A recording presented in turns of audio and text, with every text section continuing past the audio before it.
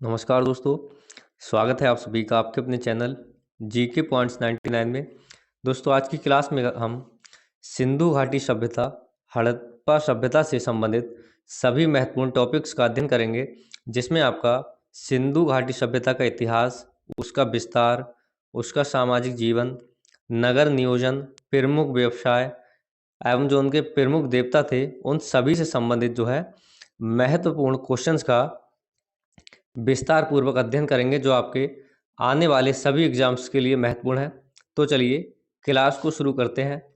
तो सिंधु घाटी या हड़प्पा सभ्यता जो है आपकी, यह सभ्यता सिंधु घाटी की सीमाओं को अतिक्रमित करते हुए राजस्थान, पूर्वी पंजाब, हरियाणा, गुजरात तथा उत्तर प्रदेश तक फैली हुई है। इसके लिए हड़प्पा सभ्यता जैसे गैर भौगोलिक शब्द के प्रयोग का निर्णय किया गया। तो जो आपकी हड़प्पा सभ्यता या सिंधु घाटी सभ्यता है, यह राजस्थान, पूर्वी पंजाब, हरियाणा, गुजरात तथा उत्तर प्रदेश तक जो है फैली हुई है, और इसको जो है हड़प्पा सभ्यता जैसे गैर भौगोलिक शब्द का प्रयोग का निर्णय इसके लिए किया गया था। हड़प्पा स्थल के नाम पर ही जहाँ सबसे पहले इस सभ्यता को पहचाना गया, स्वयं इस सभ्यता का जो है नामकरण कर दिया गया। हड़प्पा स्थल के पास जो है इस सभ्यता को सर्वप्रथम पहचाना गया और उसके नाम पर ही जो है इसका नामकरण कर दिया गया था। पुरातात्विक भाषा में किसी अज्ञात संस्कृति का नामकरण उस स्थल के नाम पर कर दिया जाता है जहाँ सर्वप्रथम उसे पहचाना जाता है। तो किसी भी संस्कृति का नामकरण उस स्थल के नाम पर किया जाता है जहाँ जो है उसे सर्वप्रथम पहचाना जाता है, या जो है उस स्थान पर उसकी खोज की जाती है, उसी के नाम पर जो है उसका नामकरण कर दिया जाता है। इसका जो इतिहास था, 1924 ईस्वी में भारतीय पुरातत्व विभाग के तत्कालीन महानिदेशक सर जॉन मार्शल ने सिंधु सभ्यता कांस्य युगीन नामक एक उन्नत नगरीय सभ्यता की विधिवत घोषणा की। रेडियो कार्बन 14 विश्लेषण तथा नवीन अनुसंधानों के आधार पर इस सभ्यता की तिथि जो है 2500 से 1700 ईसा पूर्व निर्धारित की जा सकती है। यानी आपकी जो कार्बन डेटिंग जो पद्धति होती है, उसके आधार पर जो है इसकी जो तिथि है 2500 से 1700 ईसा पूर्व निर्धारित की जा सकती है। और 1924 में जो है तत्कालीन महानिदेशक सर जॉन मार्शल ने सिंधु सभ्यता, जिसे कांस्य युगीन भी कहा जाता है, एक उन्नत नगरीय सभ्यता की विधिवत घोषणा की थी। हड़प्पा सभ्यता के लगभग 1000 स्थलों के बारे में जानकारी प्राप्त हो चुकी है, लेकिन इनमें से केवल 6 को ही नगर माना जाता है। ये है हड़प्पा, जो आधुनिक पाकिस्तान के साहिवाल में, मोहनजोदड़ो पंजाब के सिंध प्रांत के लरकाना जिले में, सिंध का चन्हूदड़ो जो गुजरात का लोथल, उत्तरी राजस्थान का कालीबंगा तथा हरियाणा के हिसार जिले में जो है स्थित बनवाली, ये 6 नगर को ही जो है नगर माना जाता है। सिंधु सभ्यता का जो विस्तार है, सिंधु सभ्यता का संपूर्ण क्षेत्र लगभग 12,99,600 वर्ग किलोमीटर में फैला हुआ है। अरब सागर तट पर संभात खाड़ी में स्थित लोथल में बंदरगाह का अस्तित्व मिला है, वहां विदेशी जलयानों का जो है आवागमन होता था।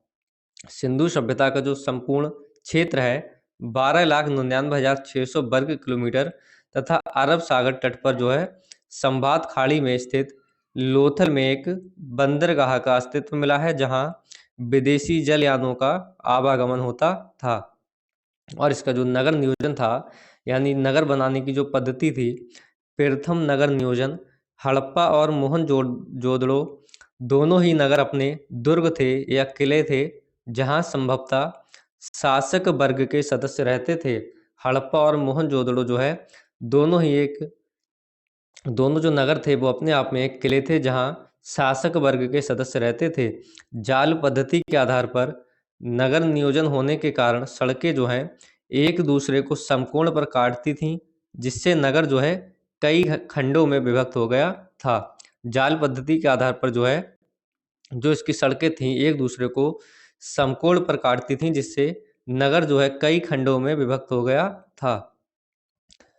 दुर्ग में स्थित विशाल स्नानागार जो 11.88 मीटर लंबा, 7.01 मीटर चौड़ा और 2.43 मीटर गहरा है।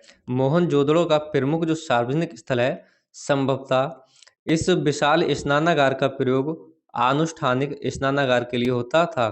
तो यहाँ जो प्राप्त हुआ था स्नानागार, वो एक सार्वजनिक स्थल माना जाता है, जहाँ जो है इसका प्रयोग आनुष्ठानिक स्नान के लिए सार्वजनिक तौर पर होता था। मोहनजोदड़ो की सबसे बड़ी इमारत यहाँ स्थित धान्य कोठार है, जहाँ पर जो है अनाज इकट्ठा किया जाता था। हड़प्पा में 6 की संख्या में 2 कतारों में 12 धान्य कोठार पाए गए हैं। फर्श की दीवारों में गेहूं और जौ के दाने के अवशेष मिलने से ऐसा ज्ञात होता है कि इनका प्रयोग फसल दाबने के लिए होता था। हड़प्पा में जो है 6 की संख्या में 2 कतारों में 12 धान्य कोठार पाए गए हैं और फर्श की दीवारों में जो है गेहूं और जौ के दाने के अवशेष मिलने से ऐसा ज्ञात होता है इनका प्रयोग जो है फसल दाबने के लिए होता था। हड़प्पा संस्कृति के नगरों में पकाई हुई ईंटों का प्रयोग होना एक आश्चर्यजनक बात है, क्योंकि मिस्र के समकालीन भवनों में जो है मुख्यतः धूप में सुखाई गई ईंटों का प्रयोग होता था। तो हड़प्पा संस्कृति में जो है पकाई हुई ईंटों का प्रयोग होता था, लेकिन आश्चर्यजनक बात है क्योंकि जो मिस्र की सभ्यता थी वहाँ उसके भवनों में जो है मुख्यतः धूप में सुखाई गई ईंटों का प्रयोग होता था। मोहनजोदड़ो की जल निकास प्रणाली जो है बेहतर थी। लगभग सभी नगरों के हर छोटे या बड़े मकानों के जो आंगन था, प्रांगण, उसमें स्नानागार होता था। कालीबंगा के अनेक घरों में अपने अपने कुएं थे। घरों का पानी जो है ईंटों और पत्थर की सिल्लियों से ढकी हुई नाली के द्वारा निकालने की उत्तम व्यवस्था थी। तो जो कालीबंगा के जो घर थे उसमें सभी के अपने अपने कुएं थे और घरों का पानी जो है ईंटों और पत्थर की सिल्लियों से ढकी हुई नाली के द्वारा उसके निकालने की उत्तम व्यवस्था थी। जो सिंधु सभ्यता की जो कृषि थी, हड़प्पा संस्कृति में जो फसलें उगाई जाती थी उनके नाम है चावल, जो केवल लोथल और रंगपुर से प्राप्त हुआ, जौ, गेहूं, कपास, खजूर, तरबूज, मटर, तिल, सरसों इत्यादि जो है हड़प्पा संस्कृति में फसलें उगाई जाती थी। और सर्वप्रथम कपास जो है यहीं पर पैदा किया गया था। इनके जो पालतू पशु थे, इन यहाँ के लोगों के पालतू पशु बैल, भैंस, भेड़, बकरी, सूअर, कुबड़ वाला सांड, कुत्ता, बिल्ली, गधा, ऊंट, हाथी और गैंडा इत्यादि जो है यहाँ के लोगों के पालतू पशु थे। और इनका जो धर्म था या जो इनके देवता थे, हड़प्पा सभ्यता के धार्मिक जीवन के विषय में अधिक जानकारी मोहनजोदड़ो से प्राप्त पुरातात्विक स्रोतों तथा पुजारी का सिर, एक कांस नर्तकी, एक मोहर पर योगी की आकृति जो पशुपति शिव की है, लिंगीय प्रस्तर जिसे शिवलिंग कहा जाता है, मातृ देवी की प्रतिमा जो है यहाँ से प्राप्त हुई है। ये लोग जो है पशुपति शिव की पूजा करते थे।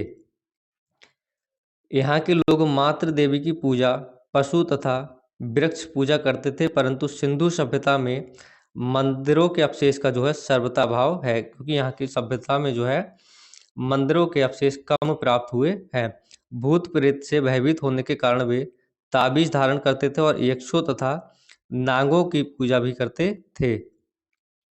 इनके जो वस्त्र और आभूषण थे, सूती तथा ऊनी वस्त्रों का प्रयोग पुरुष स्त्री दोनों कंठहार, गले का हार, केशबंद, बाजूबंद, अंगूठी और कंकड़ धारण करते थे। नाक की कील, कर्णफूल और नुपुर केवल जो है स्त्रियां पहनती थीं।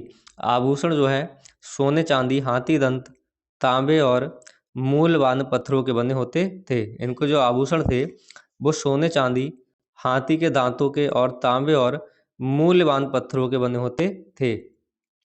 यहाँ की जो लिपि थी, सिंधु लिपि का नमूना 1853 ईस्वी में ही प्राप्त हो गया, लेकिन पूरी जानकारी जो है 1923 ईस्वी में मिली। इस लिपि के 400 चिन्ह ज्ञात हैं जो अक्षर सूचक न होकर भाव चित्रात्मक है। यहाँ की जो लिपि प्राप्त हुई थी 1853 में, लेकिन इसकी जो पूरी जानकारी थी 1923 में प्राप्त हुई। इस लिपि के करीब 400 चिन्ह ज्ञात हैं जो अक्षर सूचक न होकर केवल भाव चित्रात्मक है, यानी उन्हें जो है अक्षरों के आधार पर नहीं पढ़ा जा सकता है, वो केवल भाव के आधार पर पढ़े जा सकते हैं। यह लिपि अभी तक पढ़ी नहीं जा सकी है, लेकिन इसके पढ़े जाने के जो है तमाम दावे किए जाते हैं। इनकी जो शिल्प तकनीक थी, हड़प्पा संस्कृति कांस्य युगीन थी, यानी यहाँ जो है कांस्य का प्रयोग किया जाता था। धातुकर्मी तांबे के साथ टिन मिलाकर कांसा तैयार करते थे। सूती व ऊनी वस्त्रों की जो बुनाई थी तकलियों के माध्यम से होती थी, और इनकी जो माप तौल प्रणाली थी सैंधववासी दशमलव प्रणाली पर आधारित बाटों का प्रयोग करते थे। अधिकांश जो इनके बाट थे 16 या उसके गुणज भार के होते हैं, जैसे 16, 32, 64, 160, 320 और 640 इत्यादि जो है इनके बाट होते थे। इनका जो व्यापार था, सैंधववासी निर्मित वस्तुओं तथा अनाजों के बदले पड़ोसी देशों से जो है निम्नलिखित धातुओं का आयात करते थे। तो सैंधववासी जो है वस्तुओं और अनाजों के बदले जो उनके पड़ोसी देश थे उनसे धातुओं का आयात करते थे।